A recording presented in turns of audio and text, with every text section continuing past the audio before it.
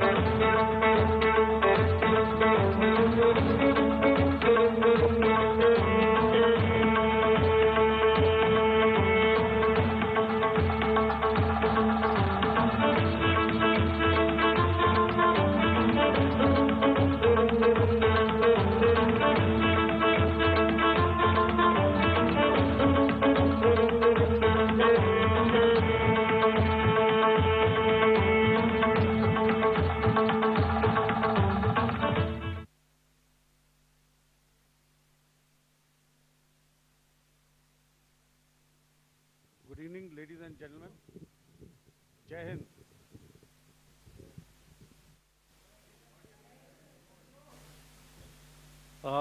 Welcome to this special press conference on Operation Sindoor. We will begin with opening statements by the three senior officers to my right here, who have been directly overseeing operations during Operation Sindoor. We have Lieutenant General Rajiv Ghai, Director General Military Operations, who will cover the aspects related to land domain. Air Marshal A.K. Bharti, to his right, Director General Air Operations, will provide insights on the air domain. And to my right is Vice Admiral A.N. Pramod, Director General Naval Operations, who will cover aspects on maritime domain. Following their briefings, we will move on to the question-answer session. I now request the DGMO to commence the opening brief. Thank you, Sandeep. A very good evening to all of you, ladies and gentlemen. You are all by now familiar with the brutality and the dastardly manner in which 26 innocent lives were prematurely terminated at Pahalgam on the 22nd of April.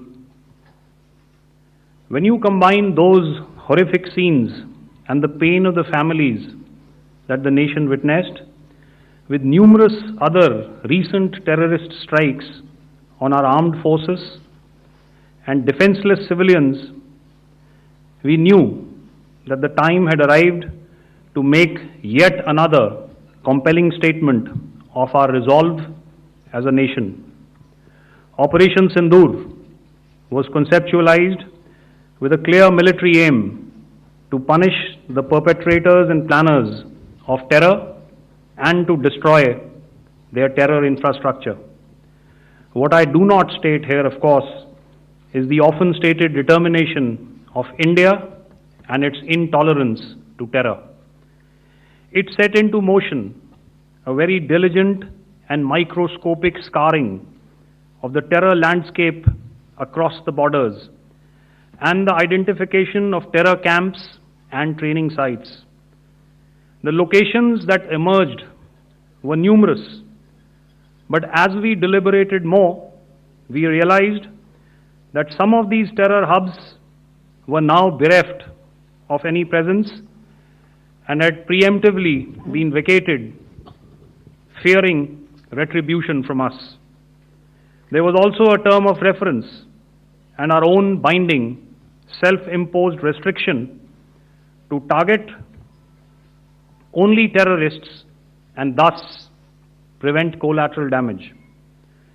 There were 9 camps that you are now all familiar with, which were confirmed by our various intelligence agencies to be inhabited. Some of these were in POJK, while there were others that were located in the Punjab province in Pakistan. Nefarious places such as Muridke, the hub center of the Lashkar-e-Taiba, has over the years bred infamous characters such as Ajmal Kasab and the likes of David Headley. What followed was a careful scrutiny of each of these sinister locations, their layout, configuration, even the type of construction in each structure, and the terrain obtained around these. This was with an obvious intent to deduce and identify the exact vector that was required for their neutralization, as also the eyes in the sky that we would send up to ensure that we brought back evidence that we had indeed targeted what we set out to. The precise images of these engagements on that fateful and historical night have already been showcased during the first press statement on the 7th of May that was helmed by our Foreign Secretary. I have no doubt in my mind that we achieved total surprise, and those strikes across those 9 terror hubs left more than 100 terrorists killed, including high-value targets such as Yusuf Azhar, Abdul Malik Rauf, and Mudassir Ahmed, that were involved in the hijack of IC-814 and the Pulwama blast. The line of control was also violated soon after by Pakistan, and the erratic and rattled response of our enemy was apparent from the number of civilians, inhabited villages, and religious sites such as Gurudwaras that were unfortunately hit by them, leading to a sad loss of lives. The Indian Air Force played a major part in these strikes by engaging some of these camps, and the Indian Navy provided wherewithal in terms of precision munitions. The Indian Air Force obviously had their assets up in the sky, and I will here request Air Marshal Bharti, the Director General of Air Operations, to detail for you the methodology that the men in blue adopted to successfully manifest this mission. Thank you, Rajiv. A very good evening, ladies and gentlemen. It indeed is a difficult time that we have to come here like this and brief you. We could have done without this, but we had no choice.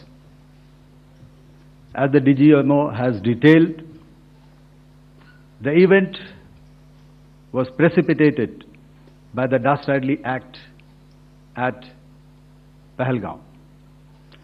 The sequence of events have already been detailed. We carefully selected the targets, and out of the 9 selected targets, the target systems that were given to the Indian Air Force were the notorious training camps at Bhavalpur and Muridke, these being further from the international boundary. Through critical target system analysis, we analyzed what was to be done to annihilate these targets and plan to engage these targets with precision air-to-surface guided munitions so as to avoid collateral damage. The modalities of planning process I will not go through at this instant. However, what I would like to show you is the results that we achieved through our targeted air strikes. Could I have the second slide, please?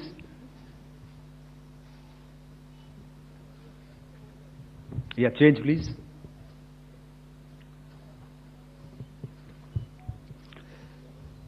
Okay.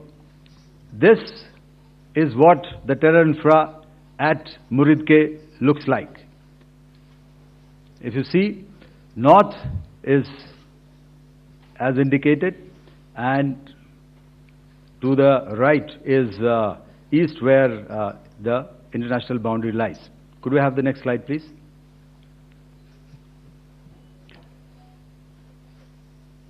Orientating. Just go back to one slide. Okay.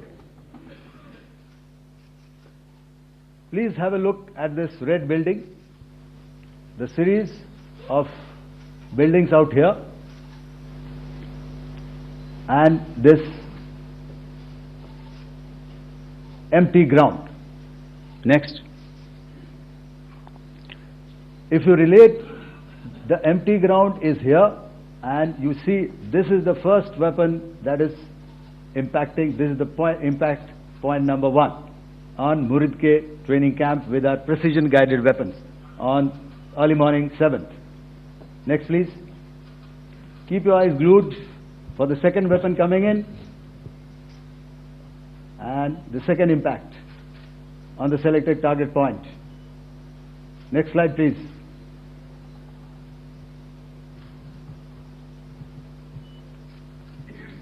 Third weapon, third impact. Continue. And fourth weapon, fourth impact. So through these targeted and precision targeting, we addressed the target at Muridke, which was the terrain infrastructure. Can you hear me? All right. Okay, I'll come closer to the mic. Now we go to the next target, which is the Bhavalpur training camp. Next slide, please.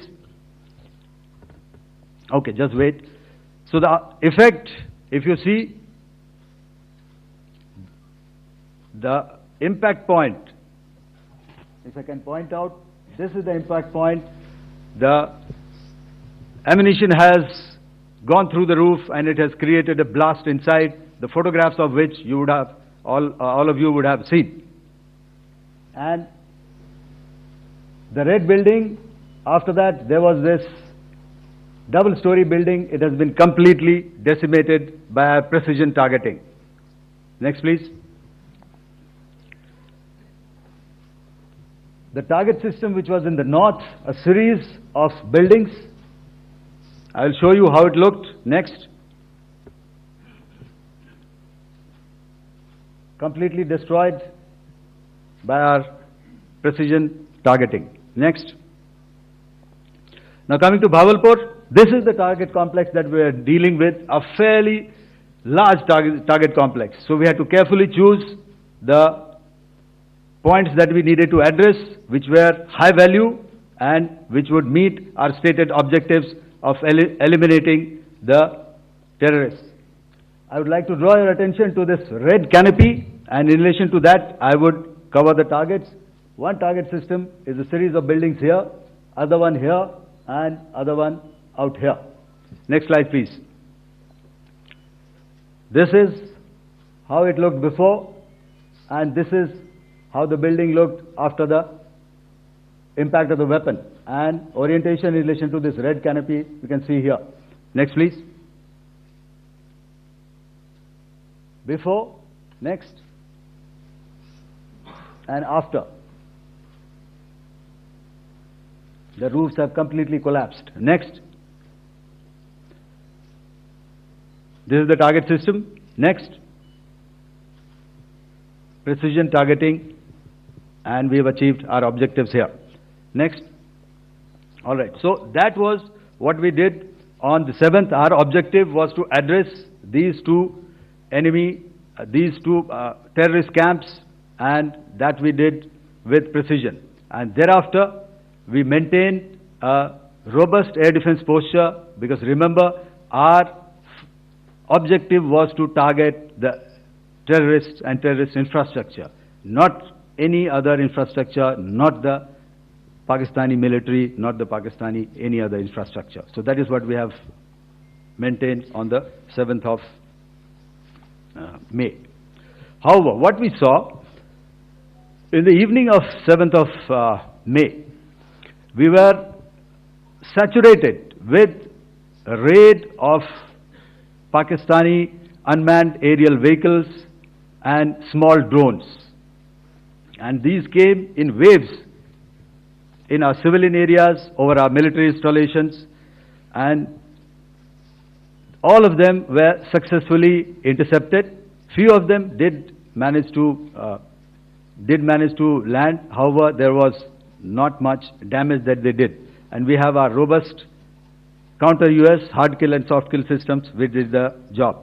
However, the difference here was that we had targeted the terrorists. The adversary now has targeted our civilians and the military infrastructure. So it had to be responded to.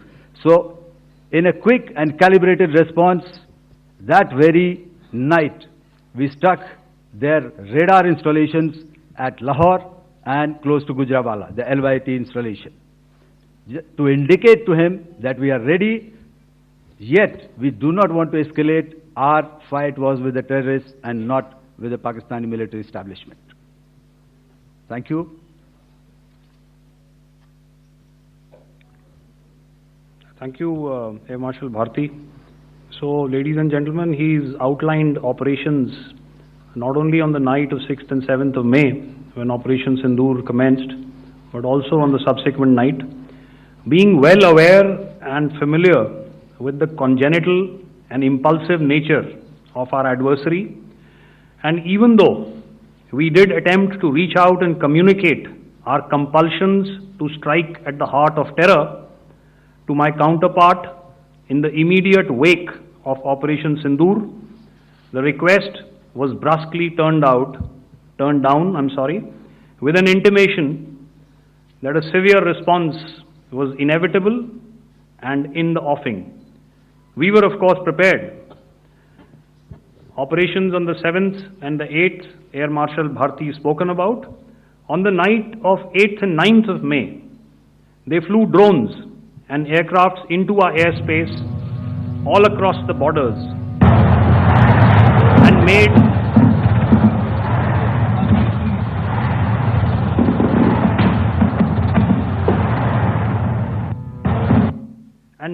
largely unsuccessful attempts to target numerous military infrastructure. Violations on the line of control by Pakistan also commenced yet again and precipitated into fierce RT engagements. The air operations on the night of 8th and 9th of May, I'll yet again request the DG Air Operations to cover.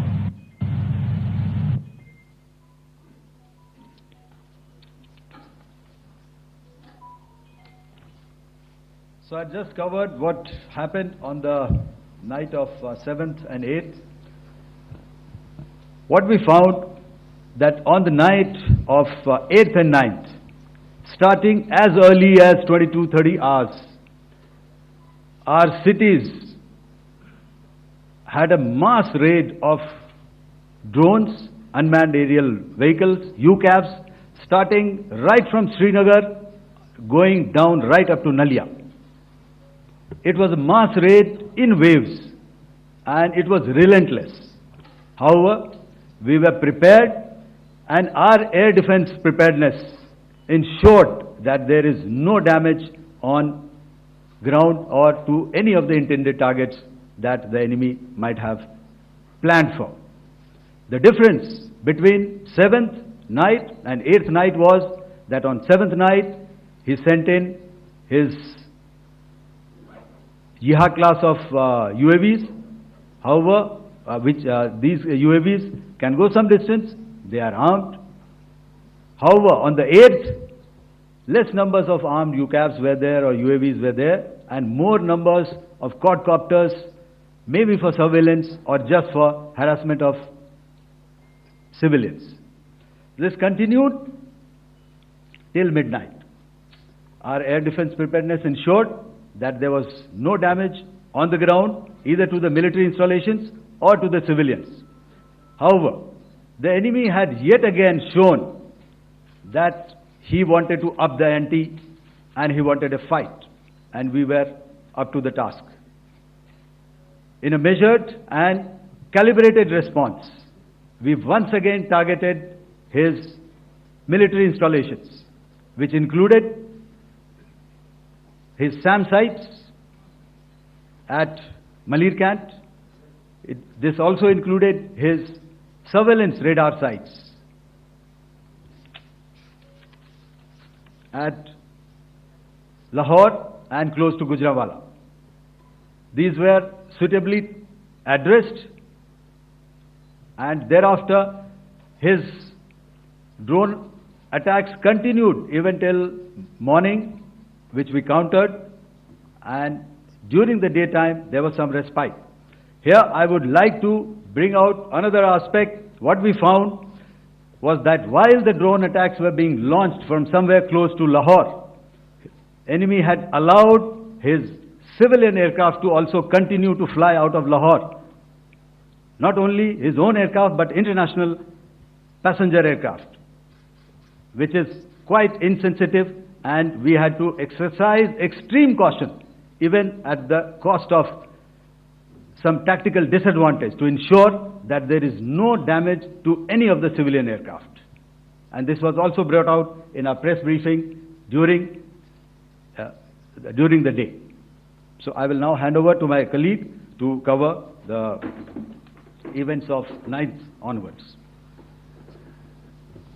On land, we also undertook certain measures such as deployment of air defense and electronic warfare assets to establish an integrated grid with the Indian Air Force, and I have seen and heard some of you wax eloquent about the benefits of such an architecture when it comes to negating and combating air intrusions. We also carried out deployment to include movement of our forces in the land, sea and air domains. The night of the 9th and the 10th of May saw similar intrusions by drones and aircrafts, and this time there was a concerted effort to target airfields and some very, very important logistic installations, albeit yet again unsuccessful and denied gallantly and efficiently, I must say, by the integrated Indian Air Force and Indian Army Air Defense. We further strengthened our deployment and also initiated some pressure points to send a very clear and unambiguous message to the other side to desist from any misadventures on land. Some of the airfields and dumps saw repeated attacks in waves from the air. All were thwarted. The Pakistan Army has reported to have lost approximately 35 to 40 personnel in artillery and small arms firing on the line of control between the 7th and the 10th of May. What the other side had probably also not reckoned with was the speedy and precise turnaround and hit back by the Indian Air Force.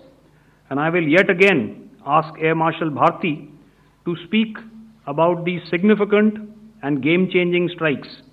I will thereafter request Vice Admiral Pramod, my colleague and Director General of Naval Operations, to tell us about some very telling naval maneuvers in the Arabian Sea that exerted pressure on the night of 9th and 10th of May.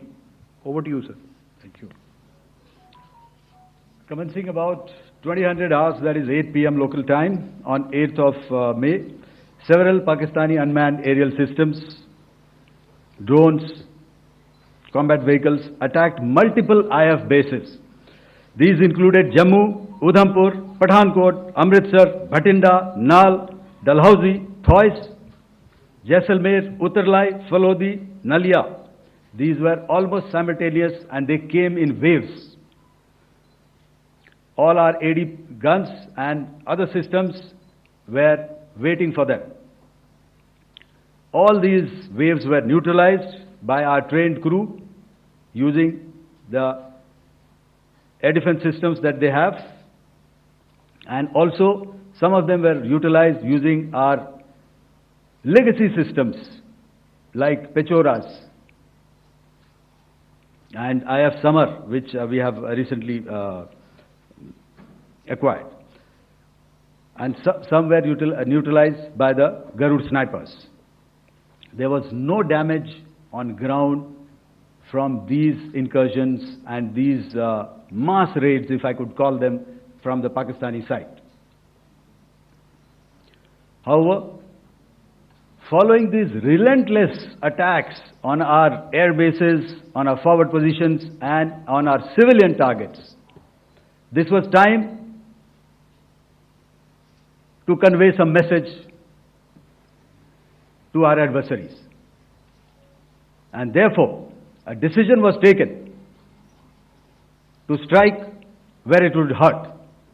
And towards that, in a swift, coordinated, calibrated attack,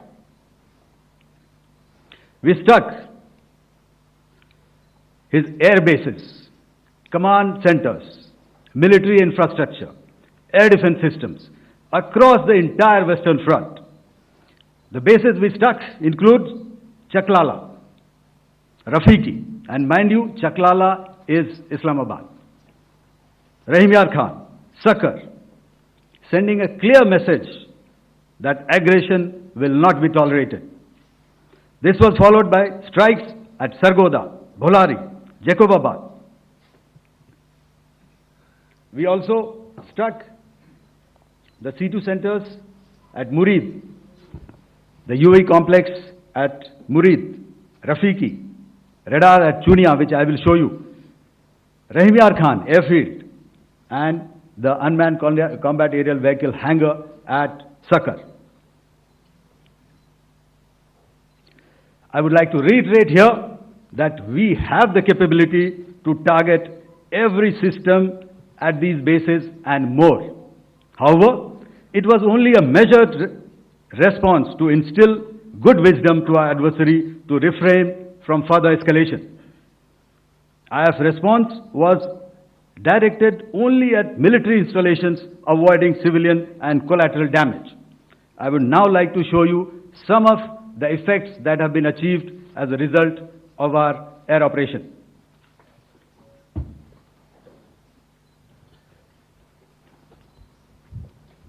Here is the Pasrur air defense system, if you could see. Zoomed up view, this is the radar mounted on a high tower. And after the strike,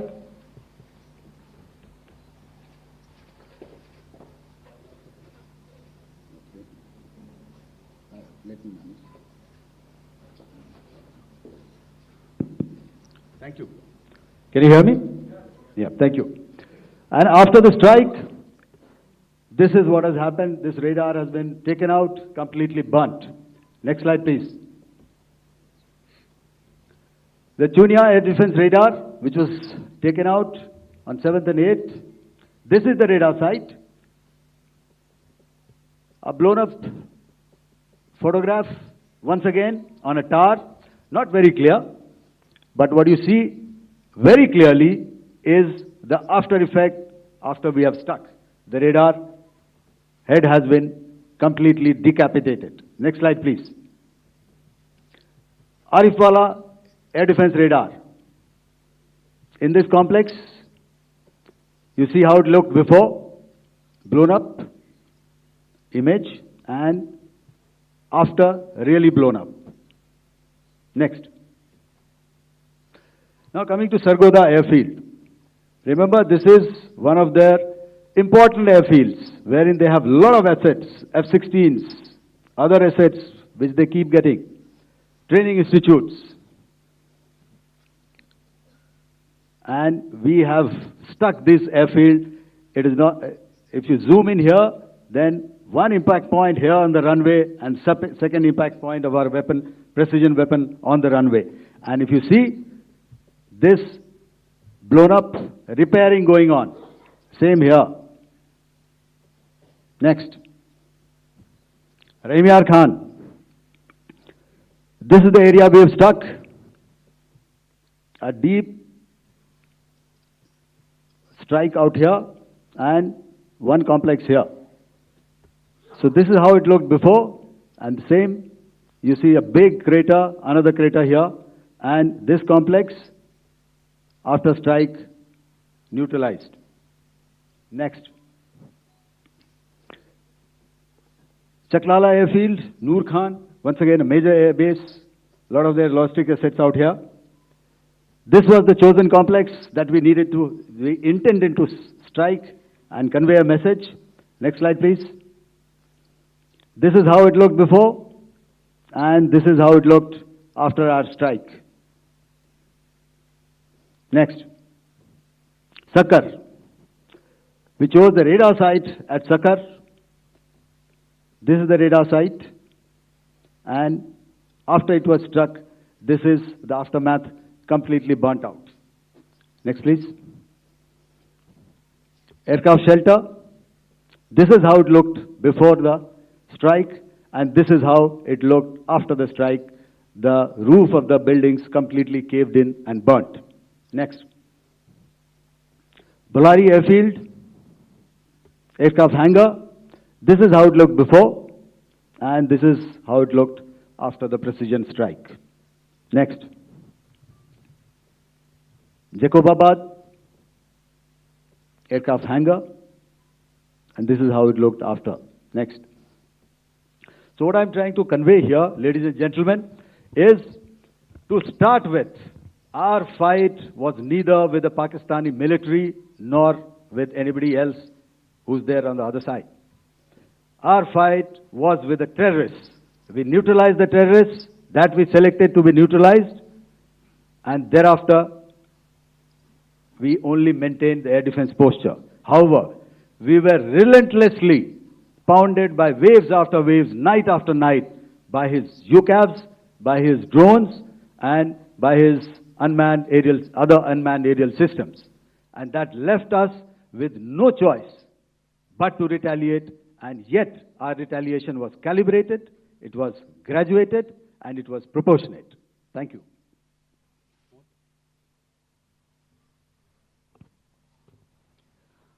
Good evening, ladies and gentlemen. In the aftermath of the cowardly attacks on innocent tourists at Pahalgam in Jammu and Kashmir by Pakistani-sponsored terrorists on 22nd April, the Indian Navy's Carrier Battle Group, Surface Forces, submarines, and aviation assets were immediately deployed at sea with full combat readiness in concert with the Joint Operation Plan of the Indian Defence Forces. You may be aware that we tested and refined tactics and procedures at sea during multiple weapon firings in the Arabian Sea within 96 hours of the terrorist attack. The aim was to revalidate our crew, armament, equipment, and platform readiness to deliver various ordnance on selected targets precisely. Thereafter, our forces remained forward deployed in the Northern Arabian Sea in a dissuasive and deterrent posture with full readiness and capacity to strike select targets at sea and on land, including Karachi at time of our choosing. The forward deployment of the Indian Navy compelled Pakistani naval and air units to be in a defensive posture, mostly inside harbors or very close to the coast, which we monitored continuously. The Indian Navy maintained seamless maritime domain awareness throughout the duration and was entirely aware of the location and movement of Pakistani units. In effect, we had and continue to have good battle space transparency using our maritime domain awareness grid. As you are aware, our response has been measured, proportionate, non-escalatory, and responsible from day one.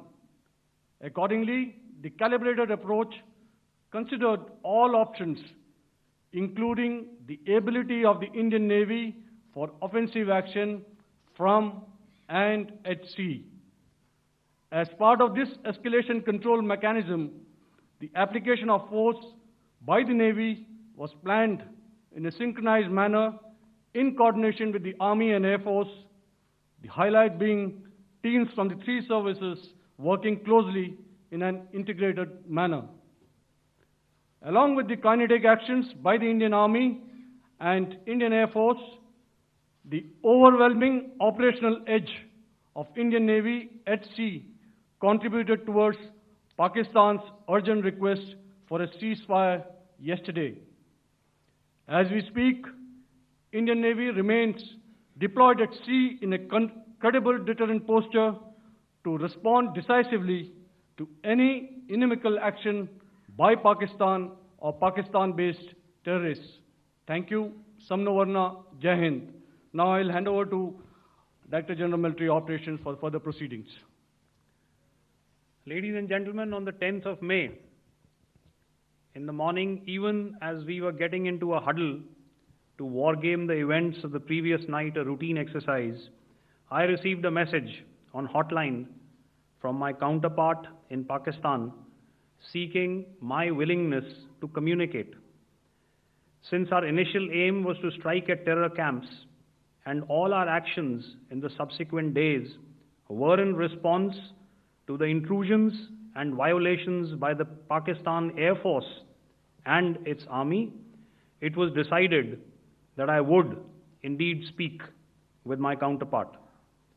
You are already aware, I've seen it being covered on national television, that my communication with the Pak DGMO was conducted at 15:35 hours yesterday and resulted in cessation of cross-border firing and air intrusions by either side with effect from 1700 hours, 10th of May, after he proposed that we cease hostilities.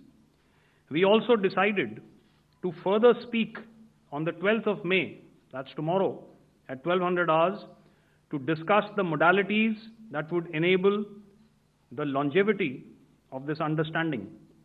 However, disappointingly, and must I add, expectedly, it took only a couple of hours for the Pakistan Army to violate these arrangements by cross-border and across the line of control firing, followed by drone intrusions across the expanse of the Western Front, through last night and in the early hours of the morning today. These violations were responded to robustly and dealt with as they must be. We have earlier today sent another hotline message to my counterpart highlighting these violations of the understanding between the DGMOs on the 10th of May and our firm and clear intent to respond to these fiercely and punitively, if repeated tonight, subsequently, or later. In this regard, I must inform all of you that the Chief of Army Staff has earlier today conducted a security review and has granted full authority to our Army commanders for counter-actions in the kinetic domain in case of any violation by Pakistan. In the end, I pay my solemn homage to my 5 fallen colleagues and brothers from the armed forces and civilians who have tragically lost their lives in Operation Sindoor. Our hearts go out to the bereaved families, and we express our solidarity to them in this lifetime and beyond, at this grave juncture in their lives. Their sacrifices shall always be remembered and spoken of in glowing terms by a grateful nation. We have thus far, ladies and gentlemen, exercised, and my colleague Pramod highlighted this, immense restraint, and our actions have been focused, measured, and non-escalatory. However, any threat to the sovereignty, territorial integrity, and safety of our citizens will be met with decisive force. Jai Hind. Okay, ladies and gentlemen, we are now open for questions. All right, now, since I would not know all of you, I would expect you to please raise the placard or your hand, and once I indicate, I expect you to please give out your name and the media group that you belong to. Keep your questions short so that we can take as many questions as possible.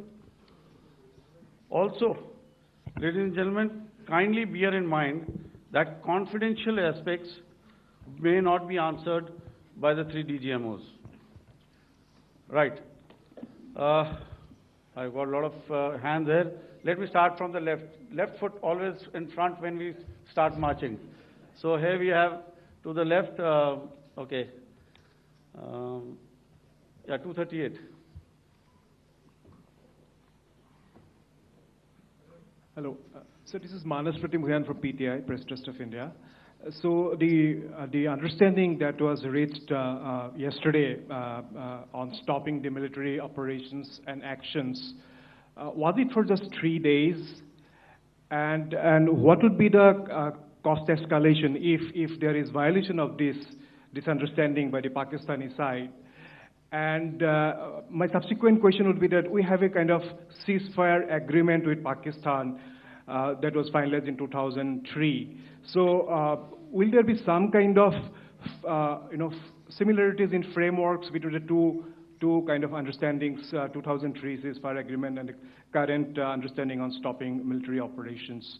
And again, what are the costs that will be incurring on Pakistan if Pakistan again resorts to this kind of terrorist activities, because we have made it very clear that the cost will be very high. So I would like to have your thoughts on it.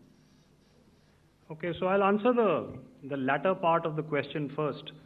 I also want to add that while the initial ceasefire agreement, as you correctly pointed out, is of the 2003 vintage, but I must remind you that in 2021, in the month of February, and this was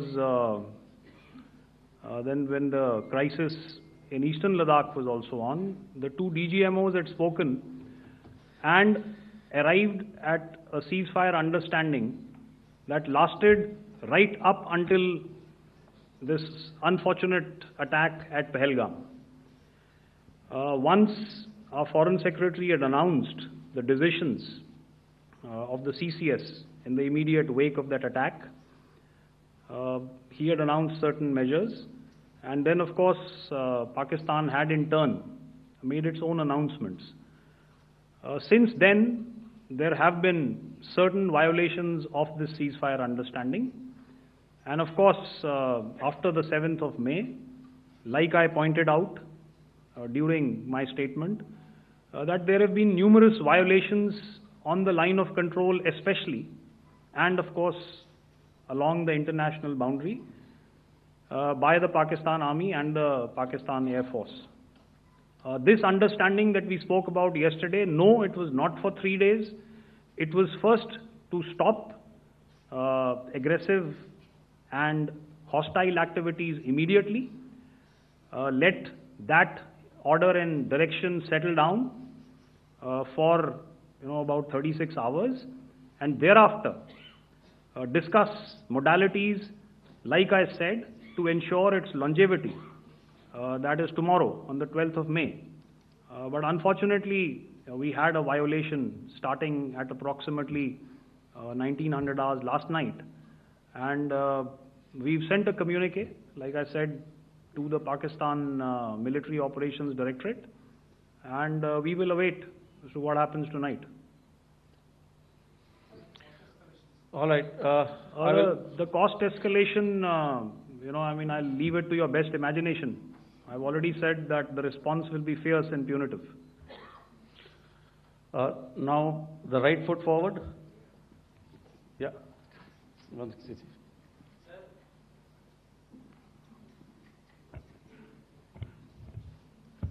Sir, I am Ajit Dubey from ANI, sir.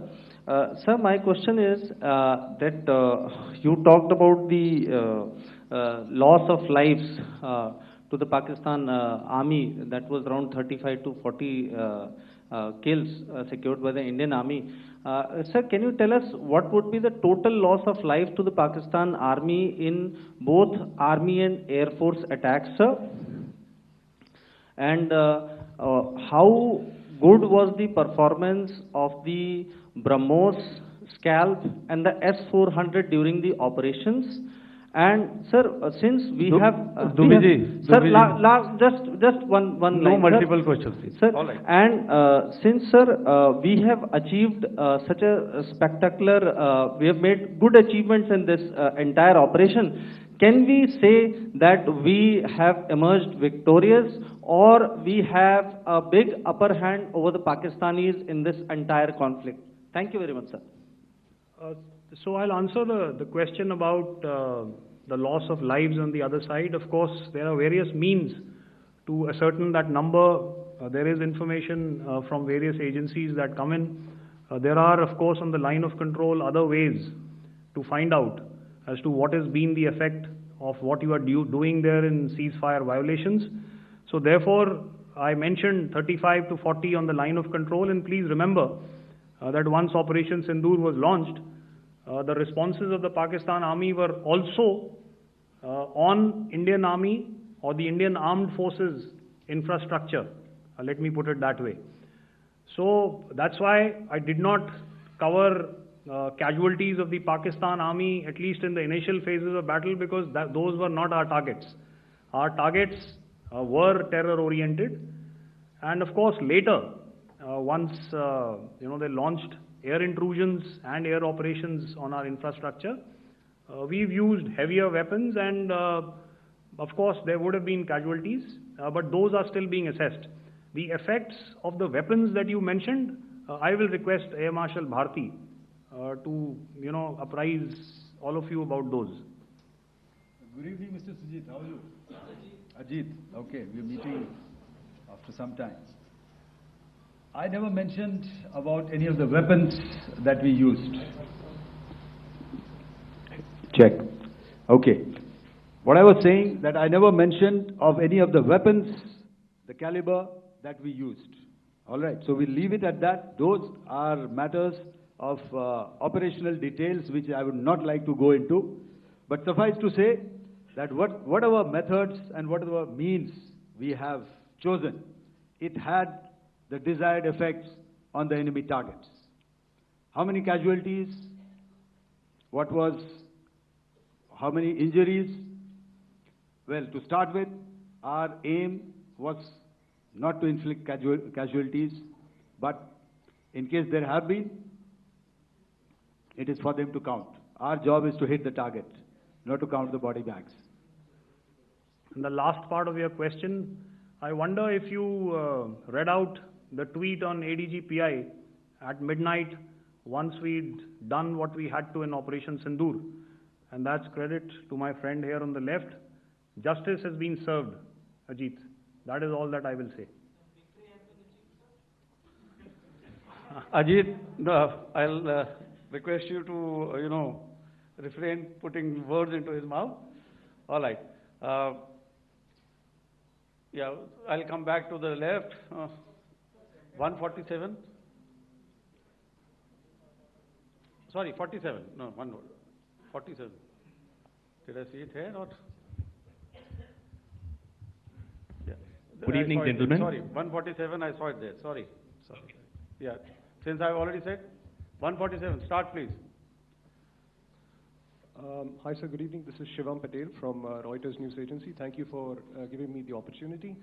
My question, sir, is how many military targets did Indian Armed Forces strike in Pakistan in response to the attacks from Pakistan?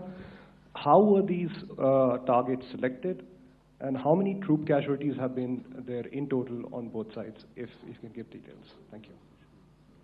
I'm sorry, where are you? I haven't spotted his... He's to the right. Okay. Can you just repeat that for me, please?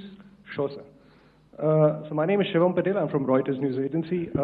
My question is, how many military targets in total did the Indian Armed Forces strike in Pakistan in response to the attack from Pakistan? How were these targets selected? And how many troop casualties have been there on both sides, if you can?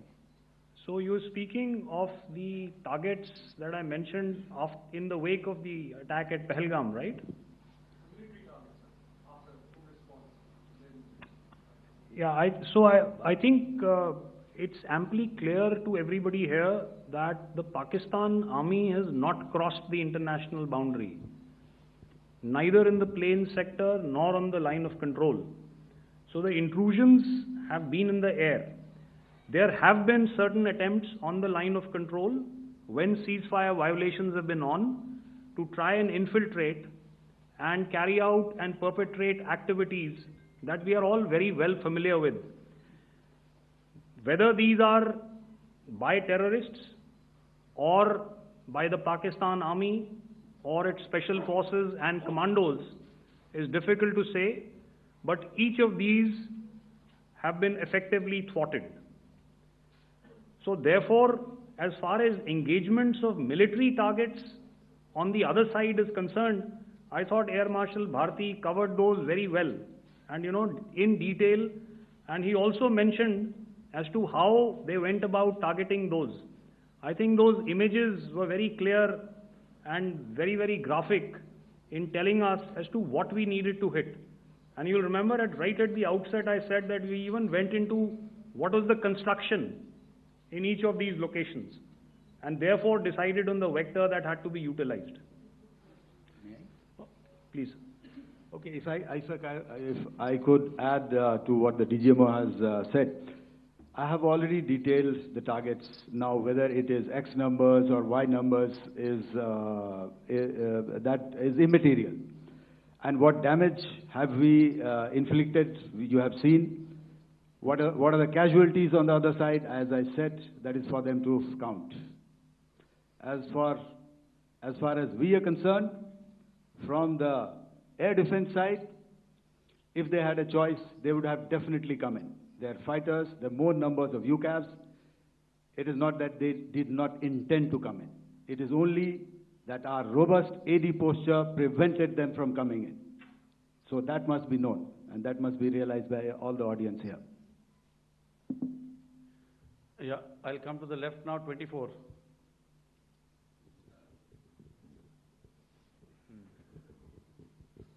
Good evening, sir. This is Anvesh Rath from Z.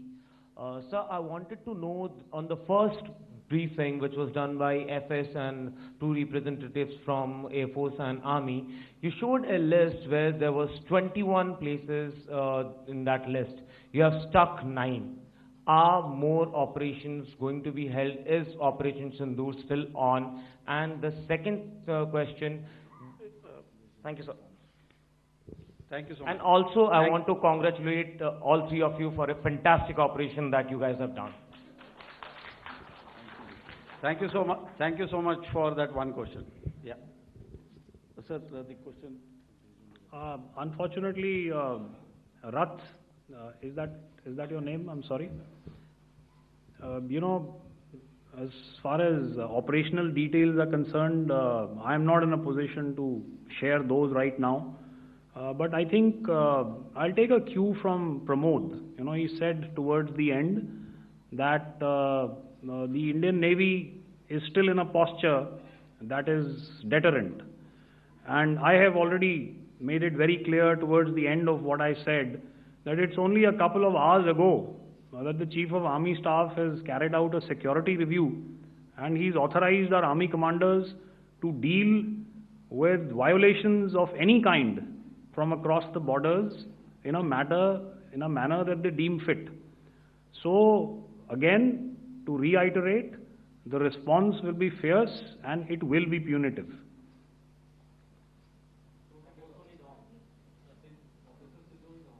Yes. 163. I'll go back this side now. Yeah, 255. She said middle wale kya karenge, so 255. Oh, sorry. Good evening, sir. Yeah, I'm Shailesh from National Defense. Please allow me, first of all, to pay my gratitude for protecting us Indians. Thank you very much. Sir, since the enemy has been talking about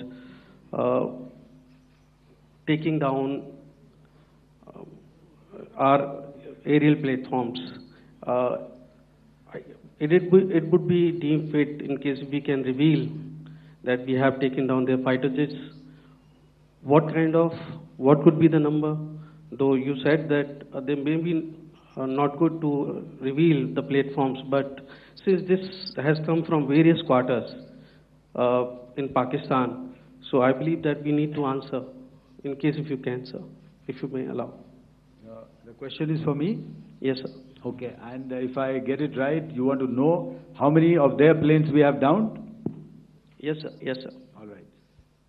See, as I said, their planes were prevented from coming inside our border. All right. So we do not have the wreckage with us, but definitely we have downed a few planes. Numbers, we would not like to hazard a guess out here. Okay. I have the numbers. Okay, and we are getting into the technical details of it to establish it. So I would not like to put a figure at this time, but definitely there are losses from their side which we have inflicted. Were they, please don't ask. Were they fourth generation plus, sir? No, See, sir, you're putting words into my mouth. Why do you say fourth generation? Let us make it high tech. Okay. Thank you so much. All right. Yeah, 163.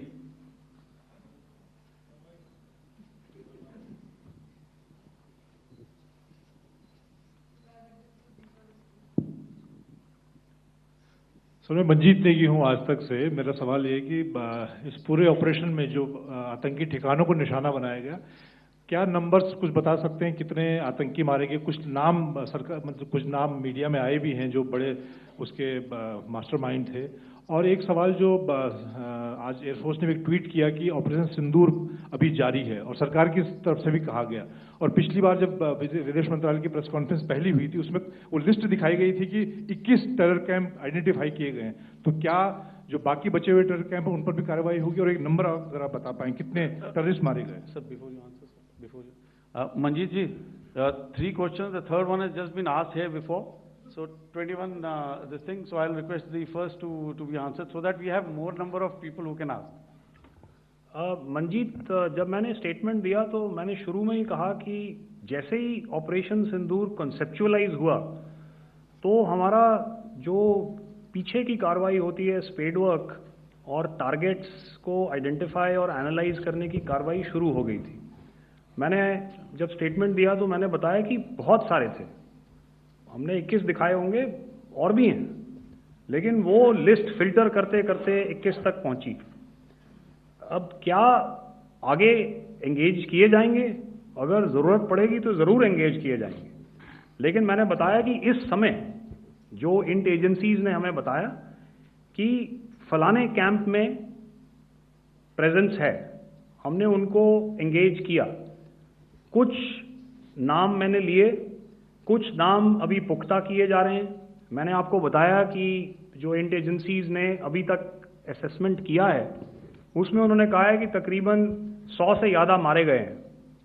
और एक आज आपने तस्वीर भी देखी कि काफ़ी prominent जो फ्यूनरल था, काफ़ी प्रोमिनेंट एक जो हस्ती हैं वो ऑर्गेनाइज कर रहे थे, और उस फ्यूनरल में और कौन कौन लोग अटेंड कर रहे थे वो तो आपने देखा ही। तो आप लोग सब समझदार हैं और मुझे ये कहने की ज़रूरत नहीं है कि इन लोगों को कहाँ से सपोर्ट मिल रहा है। अगर नहीं मिल रहा होता तो ऑपरेशन सिंदूर नहीं होता, तो उसी की वजह से है ये ऑपरेशन। तो मेरे ख्याल से मैंने आपके सारे सवालों का जवाब दे दिया। Ma'am, sir next is from 17।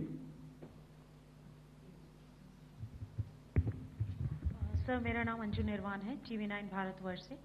Sir मेरा सवाल ये है कि ऑपरेशन सिंदूर में हमारी जो इंडियन नेवी है उसके बारे में सर थोड़ा सा बताएं कि किस तरह की उसकी भूमिका रही, क्योंकि हमने इस दौरान सर देखा कि बहुत सारी स्पेकुलेशन भी रही और ये बोला गया कि कराची तक हमारी नेवी ने ऑपरेशन किया है। तो सर इस पे थोड़ी सी क्लैरिटी चाहिए। और सर हमने कौन कौन से फाइटर एयरक्राफ्ट डाउन किए हैं, अगर उसका भी थोड़ा सा क्लैरिटी मिल जाए तो अच्छा रहेगा। तो मैं आपका पहले सवाल का जवाब दूंगा।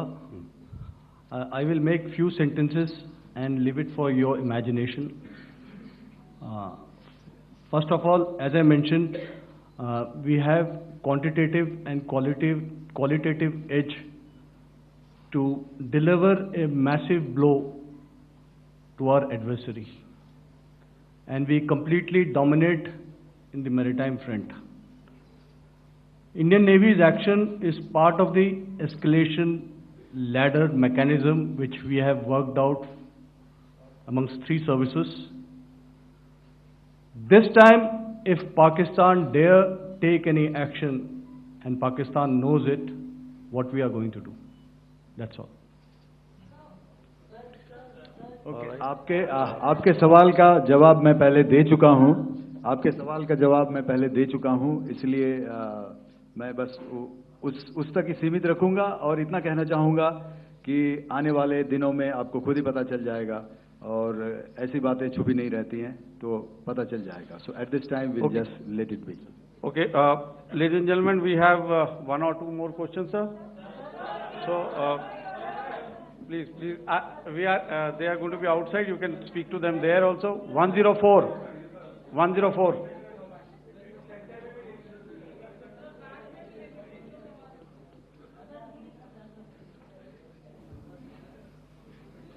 I think. Yeah, ask sir. Sir, Dinakar with the Hindu newspaper. Are you surprised that you got this question? No, sir.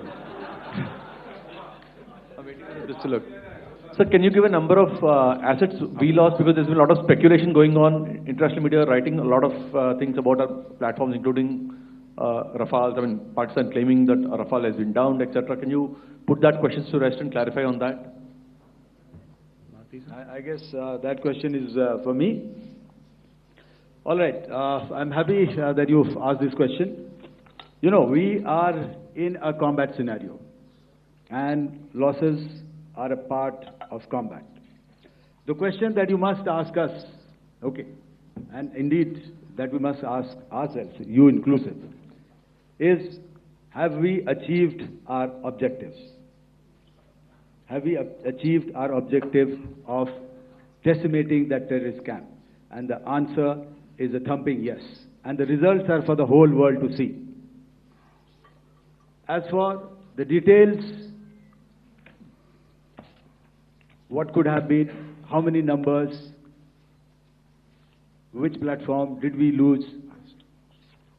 You know, at this time, I would not like to comment on that, because we are still in a combat situation. And if I comment on anything, it will only be advantage adversary.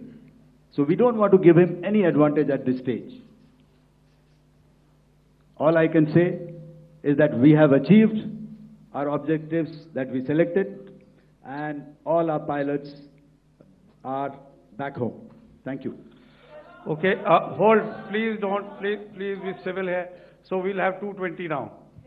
Sir, hello sir, this is Anita Chaudhary sir from Swadesh newspaper. मेरा सवाल है, क्योंकि ये हमारे जो पहले जो action रहा वो आतंकवाद के खिलाफ रहा, तो आतंकवाद में अजहर मसूद की तरफ से एक बयान जारी किया गया था जिसमें उन्होंने कहा कि हम इसका बदला लेंगे और जाज रुलाएंगे। तो क्या अगला, अगर खुदा न खास्ता अगला टेरर अटैक किसी भी तरह का होता है, तो क्या उसे एक्ट ऑफ वॉर में हमारी तरफ से लिया जाएगा और उसका क्या माकूल जवाब दिया जा सकता है? मेरा इसमें सिर्फ एक ही जवाब है आपके लिए कि हमने अपनी कार्रवाई करी। हमने उसके बाद मैंने अपने स्टेटमेंट में भी बताया कि ये कम्युनिकेट करने की कोशिश करी कि हमने इस तरीके से ये जो स्ट्राइक्स हैं वो क्यों की, लेकिन जो हमारा एडवर्सरी है उसने जैसे मुनासिब समझा वो कार्रवाई करी। तो आपने देखा कि ये जो एक्टिविटीज़ चल रही हैं 3-4 दिन से, ये कोई वॉर से कम नहीं है। नॉर्मल सर्कमस्टांसेस में एक दूसरे देश की एयरफोर्सेस हवा में नहीं उड़ती हैं और एक दूसरे के ऊपर स्ट्राइक्स नहीं करती हैं। हर रात इंट्रूजन्स नहीं होते हैं। लाइन ऑफ कंट्रोल पर सीज फायर वायोलेशंस, आपके एक साथी ने सवाल पूछा था शुरू में, एक सीज फायर अंडरस्टैंडिंग था, वो भी जा चुका है। उस सीज फायर अंडरस्टैंडिंग के जाते जो फायरिंग हो रही है लाइन ऑफ कंट्रोल में, उसमें घुसपैठ की कोशिश हो रही है। आमतौर पर ये घुसपैठ लाइन ऑफ कंट्रोल में टेररिस्ट करते हैं, लेकिन हमें इंफॉर्मेशन है कि हो सकता है ये पाकिस्तान आर्मी की टोलियां भी हों जो हमारे पोस्ट के ऊपर खामी पहुंचाने की कोशिश कर रही हैं। तो ये सारी एक्टिविटीज तो वॉर में शामिल हैं।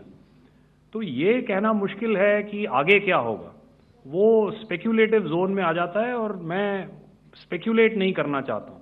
हर एक सिचुएशन अलग होती है और उससे एक तरीके से डील किया जाता है। सर मैं एक सवाल इसका मैं जवाब देना चाहता हूँ, एक मिनट। सो जो मिलिट्री होता है, our main job is to prevent war and maintain peace and stability. So it is not that our response is a graded response. That means अगर किसी ने किया तो उसको ग्रेडेड उसमें किया, जैसे टेररिस्ट एक्शन हुआ तो what we did is the terrorist action and we destroyed all the terrorist camps. उसके बाद आपने देखा कि उनने थोड़ा सा कोशिश किया तो हमारे एयरफोर्स एंड आर्मी ने क्या किया, तो मिलिट्री टारगेट्स हैं उनको उनके ऊपर थोड़ा। So our aim is to maintain peace and tell that our adversary that you do this and the response will be bloody. Okay, now as per the, please, we'll have 166 and 25, and after that, no more, please. Sir, this side. Ladies and gentlemen, please maintain, Sir, I this request side, you to sir. please be quiet. Jal Ghai? No. This side, sir. We have only two questions left, 166. Yeah, please ask. So I'm Rahul Singh from Hindustan Times, sir. So you were totally on top of the game in the kind of losses you've inflicted on the enemy. I mean, we saw the slides and everything. So it kind of comes across that you were batting it 99 and you decided to declare your innings. What are your thoughts on that, sir? And do you think, are you weighing the option of the Pakistan Army using this time, buying this time of the so-called ceasefire or the understanding? And you talked about how they could not be trusted. So buying time to kind of build up their war reserves, getting stuff from their friends like Turkey or China, are we considering that possibility, sir? Look, see, the call came from the Pakistani side to speak about cessation of hostilities. What pauses mean during such conflicts is known to everybody. You know, I don't want to go into the pros and cons of how preparation for war is made. You know, that is a process in itself.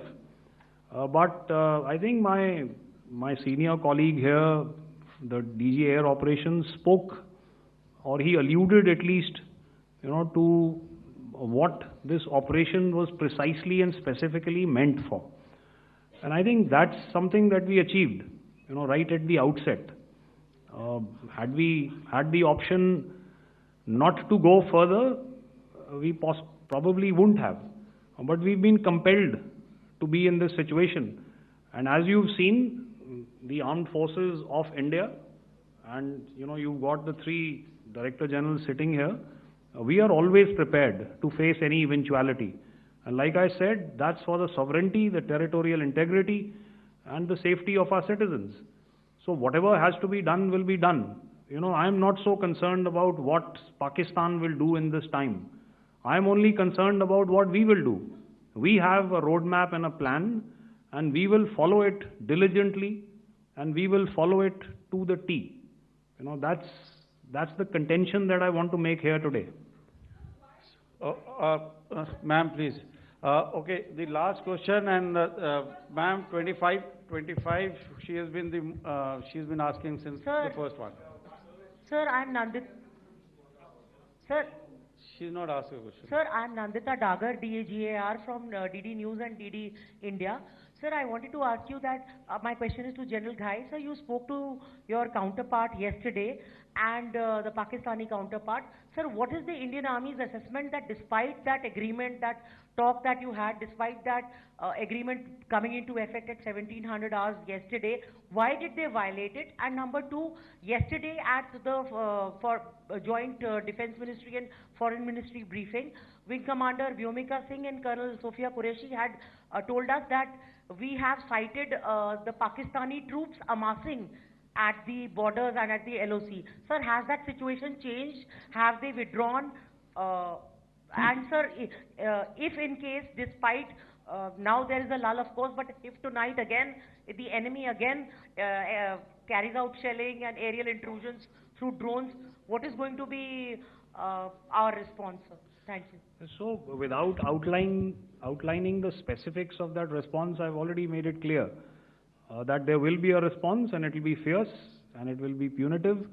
Why the Pakistan Army chose the option of violating the understanding that was arrived at earlier yesterday, I think that's a question that we best answered by the Pakistan DGMO. I wouldn't be able to, give you that. But, in situations such as these, and if you go back into any conflict, sometimes these understandings take time, to fructify and manifest on ground.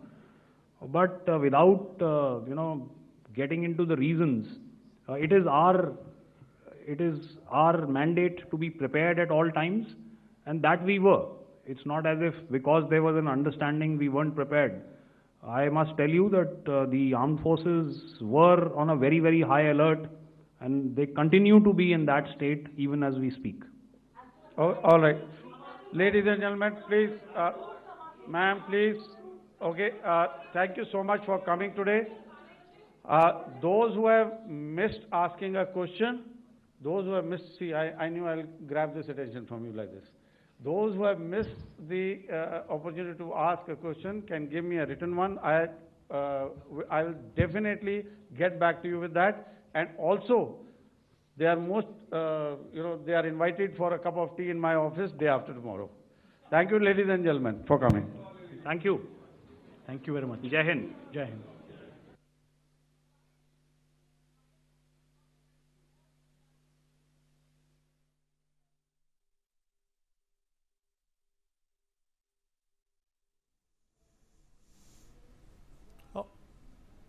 All right, General Ghai laying out the course that India adopted to avenge Pahalgam. In fact, a